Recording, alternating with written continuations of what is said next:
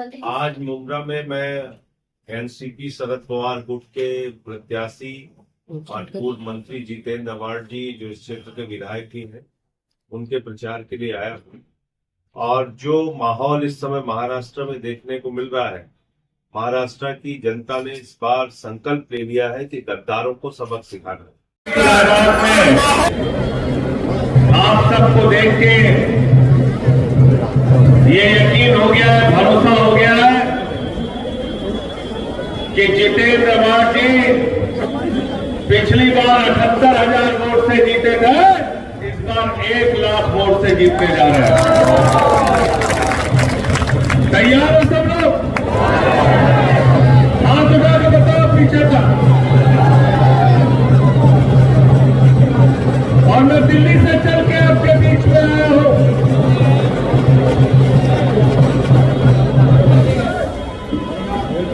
दिल्ली से चल के आपके बीच में आया हूं और इसलिए आया हूं कि पूरे हिंदुस्तान में जहां कहीं भी भारतीय जनता पार्टी के खिलाफ लड़ाई होगी, नरेंद्र मोदी के खिलाफ लड़ाई होगी, अमित शाह के खिलाफ लड़ाई होगी, नफरत के खिलाफ लड़ाई होगी, झगड़े के खिलाफ लड़ाई होगी, इस मुल्क का अमन बिगाड़ने वालों के खिलाफ लड़ाई होगी। संजय सिंह सीना तान के अपने साथ खड़ा होगा, इस विश्वास को दिलाने के लिए आपके बीच में है।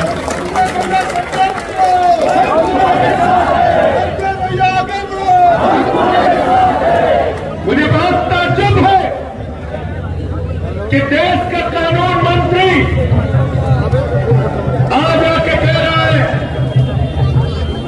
सदन के सत्र के शीतकालीन सत्र में वक्फ का कानून पास कर देंगे। मैं जेपीसी का मेंबर हूं, अपोजिशन की तमाम पार्टियां उसमें मेंबर हैं। अरे अभी तो बिल के ऊपर मिनिस्ट्री की जो रिपोर्ट है उस पर चर्चा शुरू नहीं हुई। 800 पन्ने की रिपोर्ट में सिर्फ 100 पन्ने पे चर्चा हुई। अभी हमारी सरकार के प्रतिनिधि नहीं आए, बहुत सारे लोगों ने अपनी बात अभी कही नहीं। और देश का कानून मंत्री अगर ऐसी बात कह रहा है तो देश के संविधान के साथ कानून मंत्री गद्दारी कर रहा है, लोकतंत्र के साथ गद्दारी कर रहा है, उसको कहने का हक नहीं। जेपीसी पार्लियामेंट में बनाई है और पार्लियामेंट की रिपोर्ट के बगैर कोई भी कानून पास नहीं हो सकता। अभी जेपीसी की रिपोर्ट बनी नहीं है, उसके पहले अगर कानून पास करने की कोशिश करेंगे तो उसका पुरजोर विरोध करने का काम हम लोग करेंगे। अभी टूर हो रहा था, उसका बहिष्कार किया।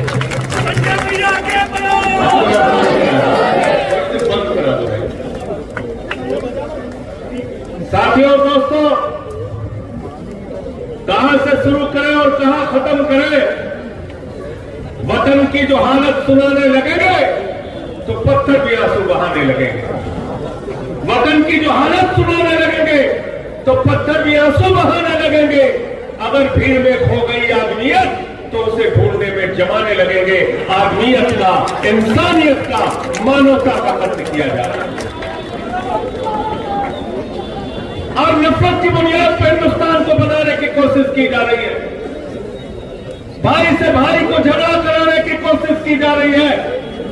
महाराष्ट्र का चुनाव हो रहा है, शिंदे की सरकार है, फडणवीस की सरकार है, अजीत पवार की सरकार है, महायुति की सरकार है। अरे चुनाव के प्रचार में जाते हो तो बताओ हमारे बच्चों के लिए कितना स्कूल बनाया, बताओ हमारे बच्चों के लिए कितना अस्पताल बनाया, बताओ हमारे लिए कितनी सड़कें बनाई, बताओ हमारे लिए कितने उद्योग लगाए, बताओ हमारे लिए कितने रोजगार दिया, बताओ हमारे लिए कितनी महंगाई कम की, बताओ मुंबई और महाराष्ट्र की क्या तरक्की की। अरे बेईमानो, मुद्दों की बात नहीं करते हो, फालतू की बात करते हो। बचोगे, कटोगे, बचोगे, कटोगे, ये सब नारे में अब मुंब्रा और मुंबई की जनता फंसने वाली नहीं है। हम सब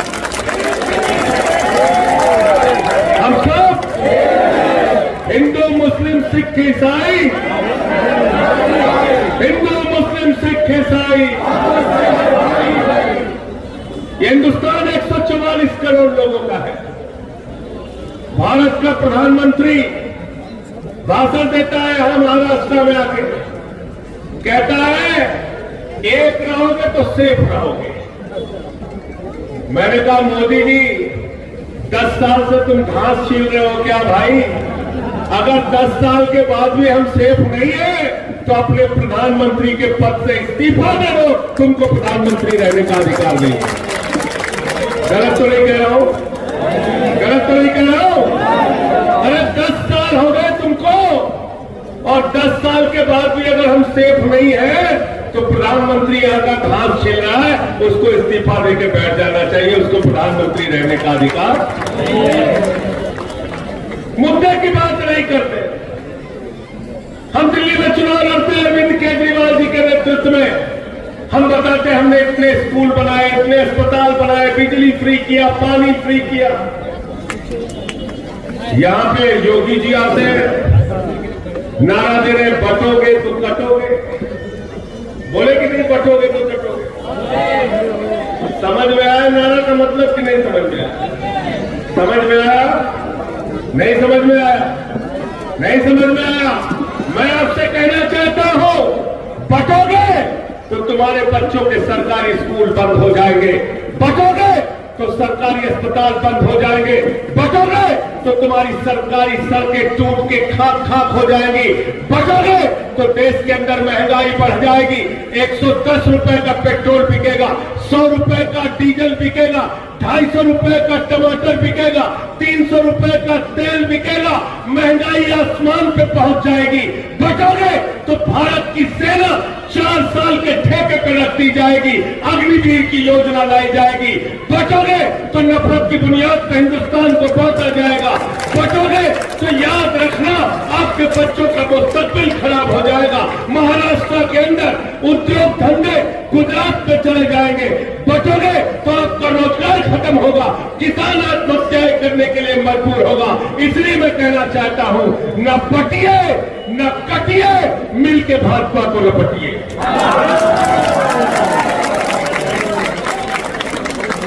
गलत तो नहीं कह रहा हूं?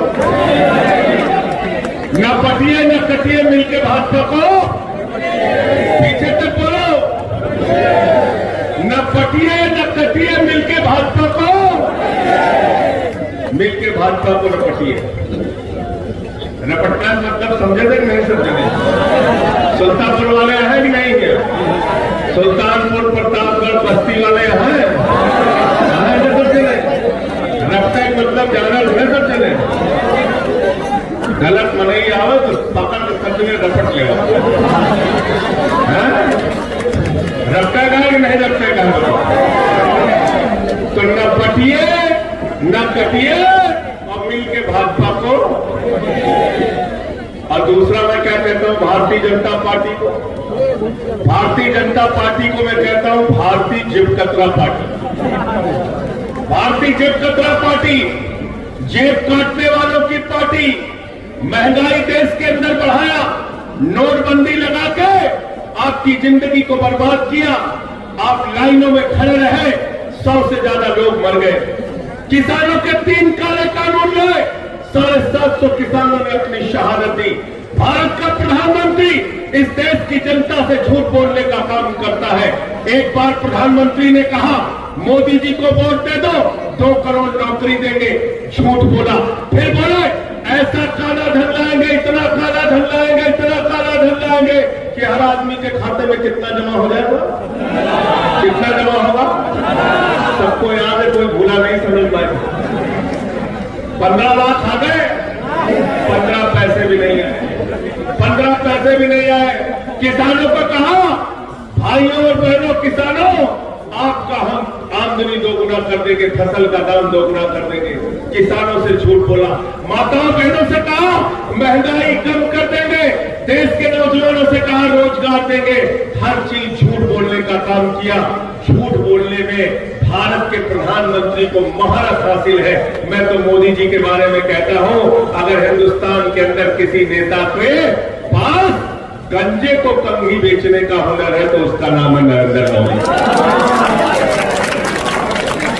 गंजे को भी कंघी बेच देते हैं प्रधानमंत्री, गंजे को भी कंघी बेच देते हैं, कुछ भी बोल देते हैं।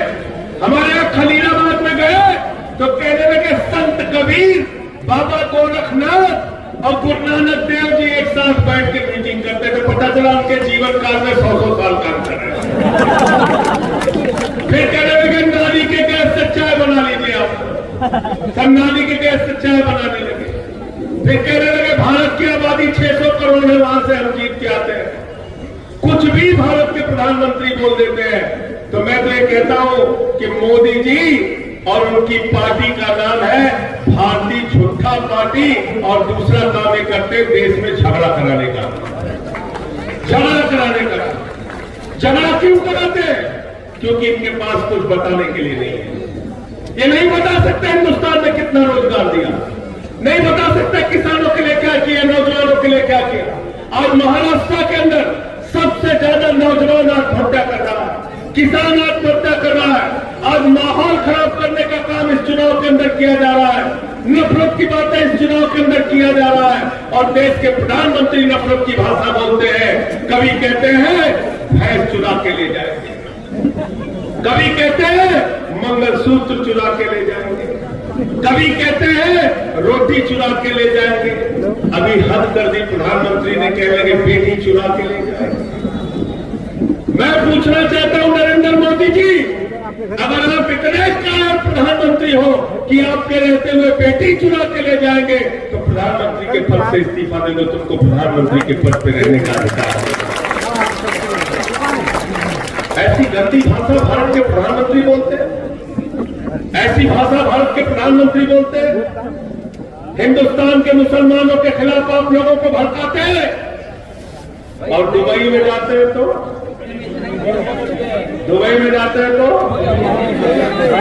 देखिए ना, शाहरुख खान भी ऐसे फिल्मों में नहीं मिलता होगा गले हीरोइन से जैसे मोदी जी मिलते हैं शेखों से। देखे हो नहीं देखे? देखे हो ना, शेखों को एकदम गले लगा लेते हैं। कतर की मस्जिद में जाएंगे वहां गले लगा देंगे, दुबई की मस्जिद में जाएंगे वहां गले लगा देंगे। क्यों लगाते हैं गले? कभी सोचा आपने? क्योंकि वहां पर नरेंद्र मोदी के भतीजे जय शाह का धंधा चलता है, धंधा चलता है। जहां धंधा चलेगा वहां धर्म पीछे, और हिंदुस्तान में मुसलमानों के खिलाफ भड़काना है। मैं तो कहता हूं मोदी जी, कतर के मुसलमानों से इतना प्यार है, दुबई के मुसलमानों से इतना प्यार है, थोड़ा इससे तमीम से भी प्यार कर लो, इसको भी गले लगा लो कभी। यहां भी मस्जिद में घूम के आ जाओ। ये नफरत की बातें बंद करो, इससे कुछ भी हासिल होने वाला नहीं है।